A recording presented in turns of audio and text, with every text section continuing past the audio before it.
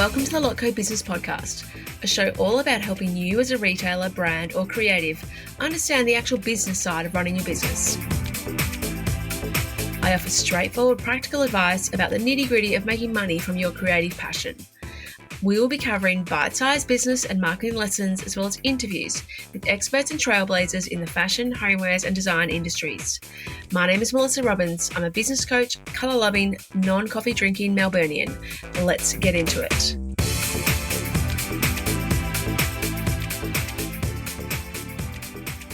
Hello and welcome to today's episode. My name's Melissa Robbins. I am super excited to be here and to share with you today some tips and tricks to help you in your product-based business. This is also relevant to any business that you may have. So if anyone listening doesn't have a product-based business, that is okay as well. Especially today's episode, which is all about to not forget, don't forget to stop and smell the roses. So I work with a lot of different businesses. I work with women mostly, but in all stages of business, whether they're starting out, they've got a side hustle and they're working full time, whether they're a new mum, whether they've, left a corporate job and they've gone full time in running their business, all different facets and all different levels of experience. What I see, though, is sometimes people forget to celebrate the big wins and the little wins. Make sure that you take the time to reflect and, if you've reached a certain milestone, reached a certain goal, take the time to actually celebrate that. Don't just automatically move on to the next thing all the time. And I think as entrepreneurs, that is a easy thing to do because you're like, right, that's done, next, what else am I going to do? But just stop in to take the time to actually celebrate what you have achieved, whether it's a big win or a little win. Maybe you've got into your first retail store. That's amazing, the excitement of actually that happening.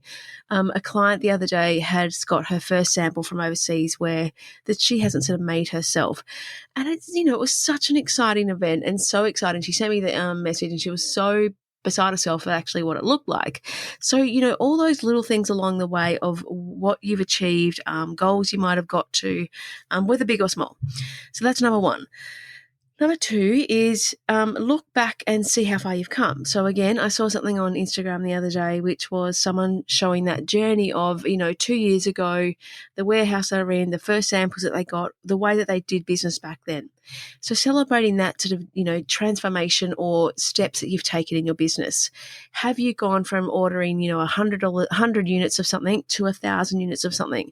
That's a pretty huge achievement in product-based business. Being able to take risks and backing yourself to produce a bigger range is a huge undertaking. So celebrating that and looking, how far you've come.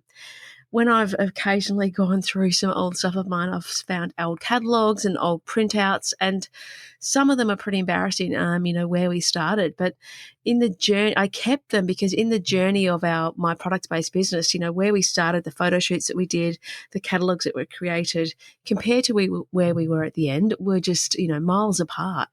But seeing those differences really makes you, consider what you have achieved. So, yeah. That's number two. Number three is take time out when you need it. Set your own agenda. So it is your own business, so don't forget that. And always remember that, if you're not feeling well, if you've got things you need to do with your kids or, your mum's in town or whatever it might be, taking time out when you need it or when things come up, because it is your own business. And it's so hard because that if you don't do it, maybe it doesn't get done if you're a solopreneur and you're working by yourself. But there's also, you're probably the biggest critic in how things get done and the speed at which things get done as well. So just considering, that you can control your own agenda, you can take time out when you need it, and it is okay to rest. And sometimes the biggest ahas, the biggest, new ideas come when we rest and come when we take stock and actually step away from the business as well. So just remember to take time out when you need it. Number 4 is figure out what really sets your heart on fire. So why did you go into business in the first place, and what are the tasks and things in your business that really give you joy? They bring you so much excitement when you know that you've got those on your, task list today, or you cannot wait for those things to come up and be able to do those things. Now, of course, if you're running your own business, it's not all, roses and rainbows and unicorns. I think it's one of my clients, Renee, said at one stage. But what you can do is try and take away the boring, monotonous tasks that you don't necessarily want to do and maybe outsource them, or maybe delegate them to someone else. Or maybe you can delete them if you really don't think they actually are necessary. Or maybe you can leave them to a certain block of time in your week or, fortnight that you do the bills or you do the admin and you follow up on other things. So how can you bring more joy to what you're doing and remembering why you do what you do in the first place? So going back to that why do you do what you do? What elements of your business bring you joy, and how can you incorporate more of those things into your everyday part of running your business? Something else that came up the other day was one of my clients got an amazing review from one of their customers. And what they did is they created this gorgeous little reel about it, that helps with their why, because when they see these reviews come in, it makes everything, all the other hard parts, a little bit easier when you know that you're having an impact on so many people. So keeping all your positive feedback in, whether you screenshot things and put it in a file on your computer, whether you print them out, whether you email them to yourself so you've got them together, whether you print it out and put it in a little jar, so then if you're not feeling great, you can sort of pick one out and be like, okay, this is the impact that I'm having, or these are my happy customers, how they feel about my product, how it makes them feel, or the image of, your artwork in a beautiful home, or a photo of your product on the store that you had been dreaming about to be in for a long time.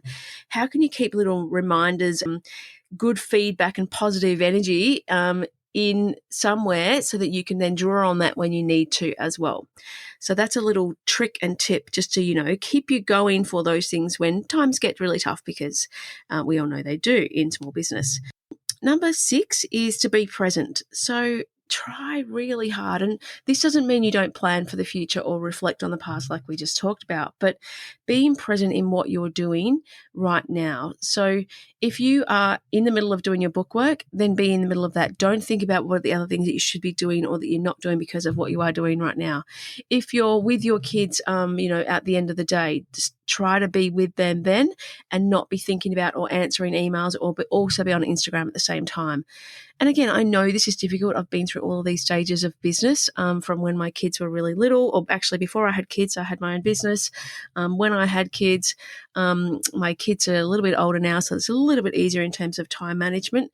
But, being present with what you're doing at that point in time. So not stressing about what you've got to do, but try and focus on where you're at right now, and not, reflecting too much on what didn't happen or things that you can't control. So that would be another little tip there, actually. Understand the things that you can control and the things that you can't. So you can't control how people respond to your product, but it doesn't mean that you can't put your product out there and try and get it out to more people.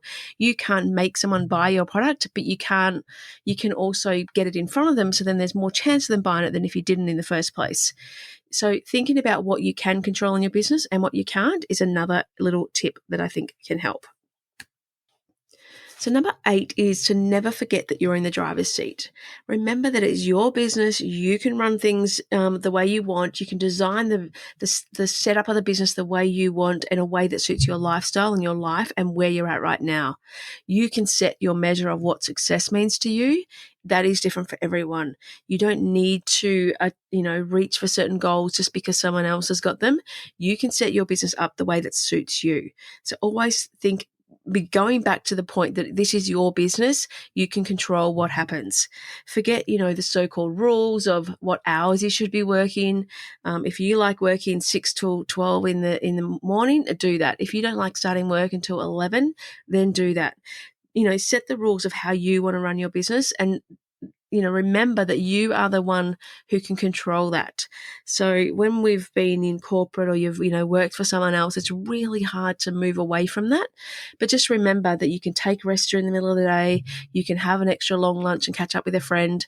It might mean that you work, later that night or extra the day after or on the weekend, but you're still in control of that. So always remember that.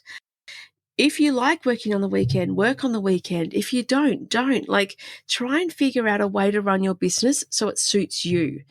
The whole point, or not the whole point, but one of the reasons a lot of people have their own business is for that time freedom. So keep remembering that you control that. You make the rules. How can you run your business to suit you? How can you get other people to help you so that you're not doing every single task in your business? That might not be in the first 2-3 years of your business. It might be, once you're on year 5, 6, and 7. But how can you get to that point? And whether that even means, it's something I've asked a few people to do recently, is to write out all the tasks that you do in your business and then allocate them to a job title. So let's say that you're doing all the different jobs in your business. Write them down though and, put down in the marketing manager, what does that person do? And then write down the tasks that you're doing there so that once you get to the point where you can start to hire someone, you can delegate certain either roles or particular tasks from those roles too. So you can see exactly which things, going back to that what brings you joy part, move the things that don't bring you joy. So that's something you can do as well. So, all right, so we've covered 8 different things about, not forgetting to stop and smell the roses. Number 1 was celebrate your big wins and your little wins. Number 2, look back occasionally to see how far you've come and celebrate that. Number 3 is to take time out when you need it, set your own agenda. Number 4 is to figure out what really sets your heart on fire and what brings you joy, and do more of that. Number 6 is remember your why and to keep that close by and to keep that as a reminder and refresher when you're, getting bogged down in details. And related to that is number 6, where you keep your reviews or your testimonials or your feedback to really give you that pickup when you need it if things aren't going as well as you'd like or you're in the middle of a, peak period of stress. And number 7 is to be present. And I added I've added so many numbers in here. I'm gone mixed up now. Number 8 is to control the controllable. And number 9 would be to forget all the rules, set the business the way that you want to. You're in the driver's seat and to not forget that. Okay, I hope that has helped. I really jumped around on this episode today, but I really wanted to touch on this because it is an experience that it's something I see a lot with clients that I work with, and it's just sort of that reminder that you're in control, you get to do what you want to do. There are other people you have to please. There's other staff members, or there might be opening hours that you have to, consider and stuff like that. But you ultimately can guide and direct your business and set it up the way that you want to set it up. So just keep remembering that as you move forward, and no matter what stage you are in your business, you are in control of it, and then you can make the changes and the steps and do the things to suit your lifestyle, to suit the way that you want to run things. So you might make different decisions to other people based on what your needs are in your life and in your lifestyle and what your business needs. So just remember to stop and smell the roses occasionally. All right, I hope that has helped. I look forward to sharing with you more in the next few episodes, and I'll speak to you soon. Thank you so much for listening to the Lotco Business Podcast. If you enjoyed this episode, please make sure you subscribe to receive future episodes as they are released. And I'd be so grateful for a review on Apple Podcast. If you would like a copy of the show notes or any of the links mentioned today, please jump onto my website at thelotco.com.au/podcast. Have an amazing week, and I look forward to chatting to you again soon.